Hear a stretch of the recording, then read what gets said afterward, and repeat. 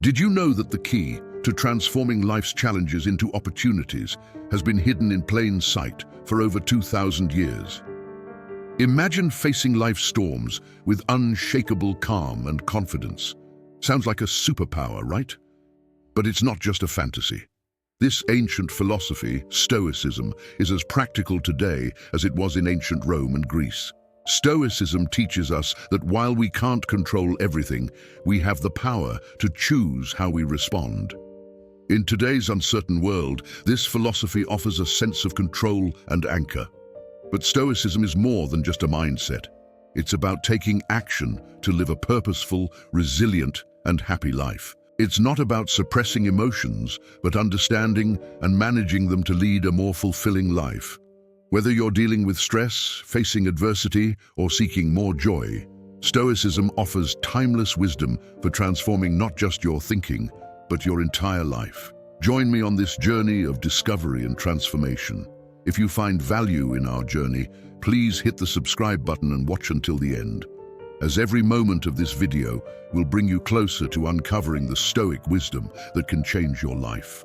Let's dive deep into Stoicism and uncover its secrets for living a life of purpose, resilience, and happiness. You're different from the majority. Consider yourself an exception.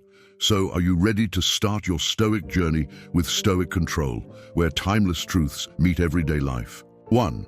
Focusing on what's in your control. Have you ever felt frustrated with things outside of your control? Stoicism offers a game-changing perspective. Focus on what's in your control, like your reactions, thoughts, and actions.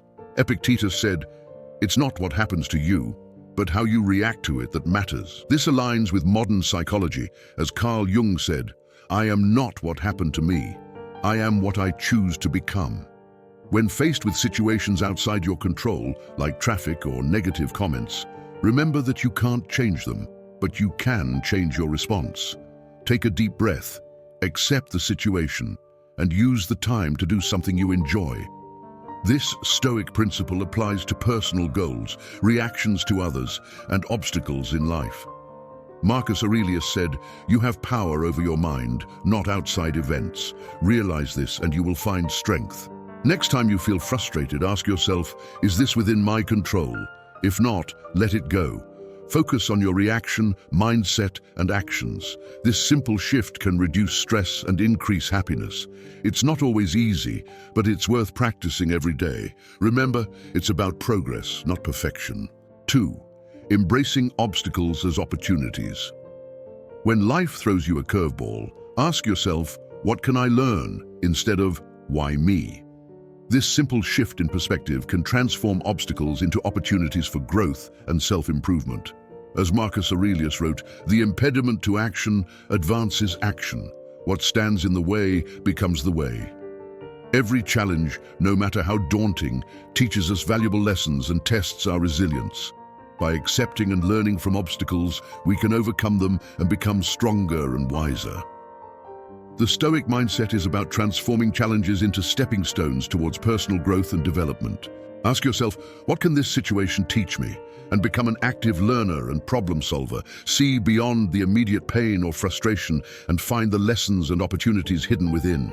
Remember, obstacles aren't just hurdles to overcome. They're opportunities to grow and learn. As Epictetus said, it's not what happens to you, but how you react to it that matters. By adopting this Stoic mindset, you can navigate life's ups and downs with more grace, resilience, and wisdom. So the next time you face a challenge, ask yourself, what can I learn? And watch your obstacles become opportunities for growth. 3. Living in the present moment. Living in the present moment is a powerful way to ground ourselves, clear our minds of distractions, and appreciate the richness of life as it unfolds. Yet our minds often wander, cluttered with thoughts, worries about the future, or replays of the past. This constant mental noise pulls us away from the beauty and potential of the here and now. As Carl Jung said, the least of things with a meaning is worth more in life than the greatest of things without it. Living in the present gives meaning to the small, everyday experiences, enriching our lives beyond measure. Aristotle emphasized the importance of being mindful of the present to achieve eudaimonia, a state of being happy, healthy, and prosperous. So how can we practice living in the present? It starts with mindfulness, the art of paying attention to the present moment without judgment. Savor each bite when you eat. Notice the feeling of the ground under your feet when you walk, and listen actively when someone is speaking to you. These simple acts of mindfulness bring us back to the present, making our lives richer and more meaningful. Seneca wisely said, "True happiness is to enjoy the present without anxious dependence upon the future." Anxiety about what's to come or what has been only diminishes our happiness in the now. Living in the present isn't about ignoring the future or forgetting the past. It's about finding a balance where we learn from our past and plan for our future without letting those activities consume our present. In this balance, we find peace and contentment. Every moment is an opportunity to reset and refocus on the now. It's in the present that we live, love, and make memories. So let's make a conscious effort to be more present in our lives. Let's cherish the now, for this moment right here is where life truly happens. 4. Building self-discipline. Building self-discipline is a transformative journey that requires making intentional choices that align with our values and goals. It's about controlling our desires and governing ourselves, as Seneca's wisdom guides us. By doing so, we cultivate habits that lead us toward excellence and virtue, as Aristotle believed. To start building self-discipline, pick one area you'd like to improve and set clear, achievable goals.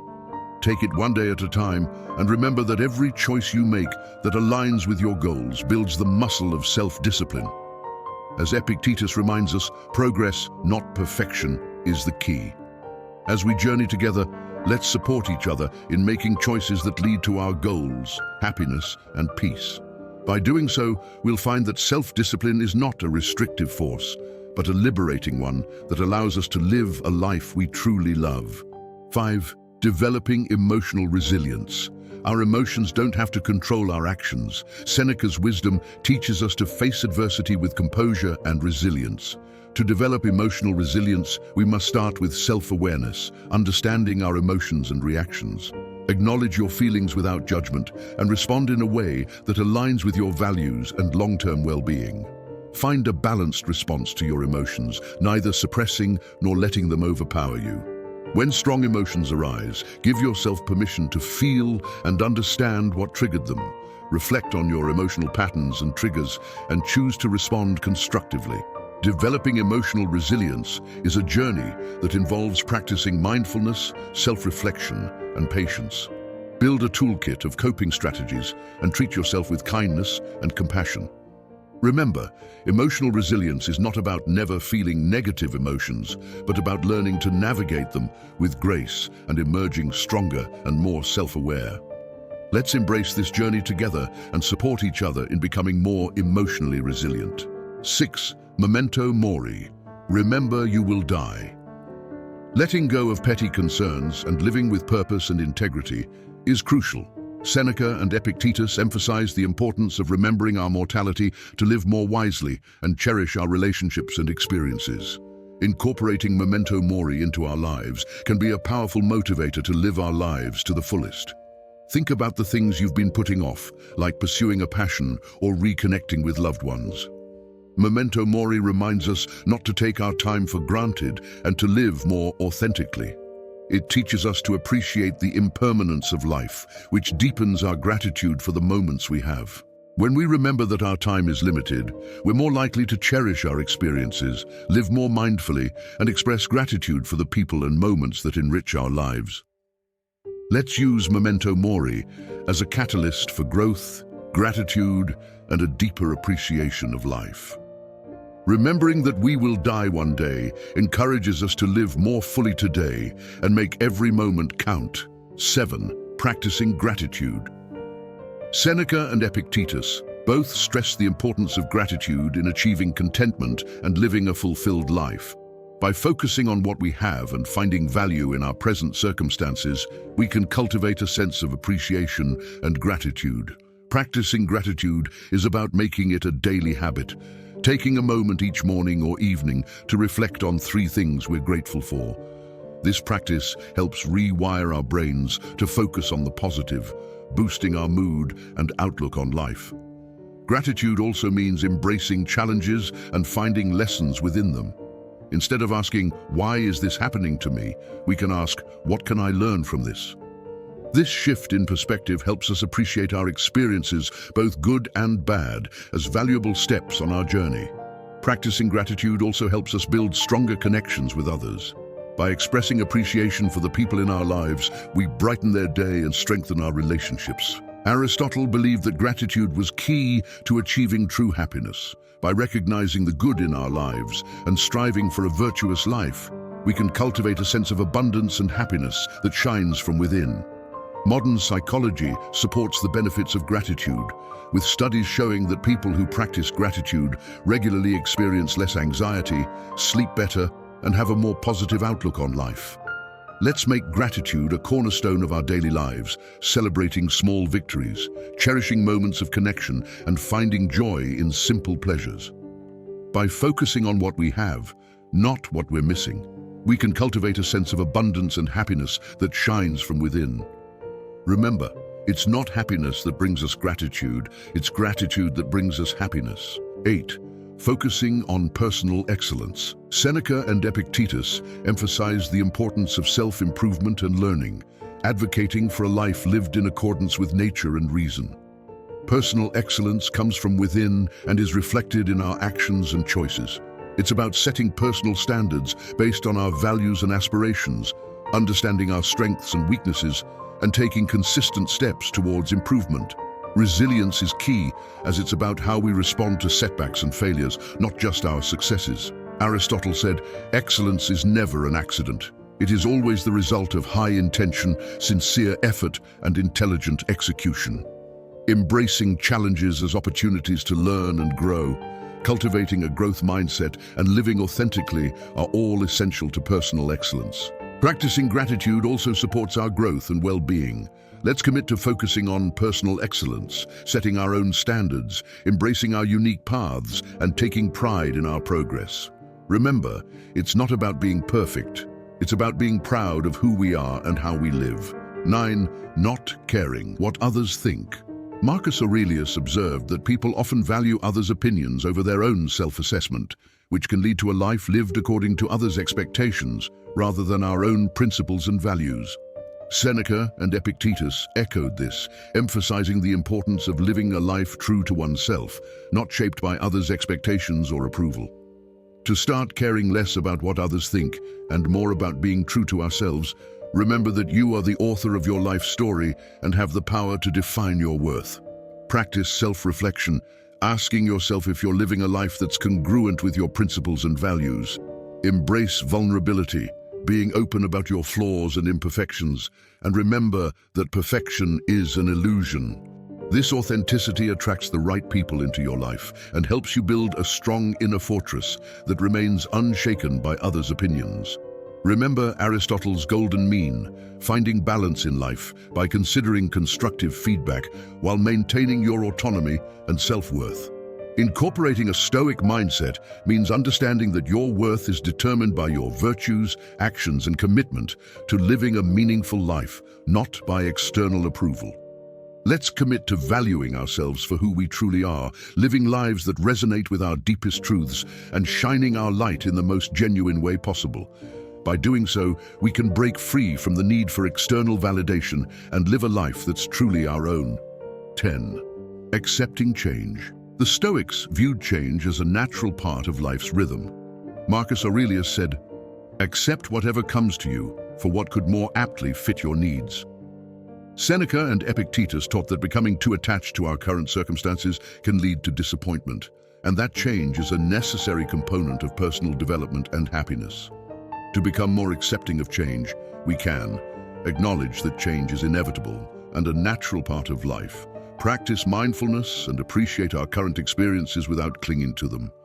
Seek the lessons in change and ask, what can I learn from this? Aristotle believed that pursuing a virtuous life, including adaptability, is key to happiness. Modern psychology supports this Stoic approach, showing that viewing change as an opportunity can reduce stress and anxiety and enhance resilience. Remember, going with the flow is about actively engaging with life's dynamic complexity. 11. practicing compassion and empathy. The Stoics believed in the power of compassion and empathy, recognizing that we are all interconnected and that kindness towards others is essential for a virtuous life. Marcus Aurelius said, "Our well-being is linked to the well-being of others," while Seneca argued that compassion is a natural instinct that benefits both ourselves and others.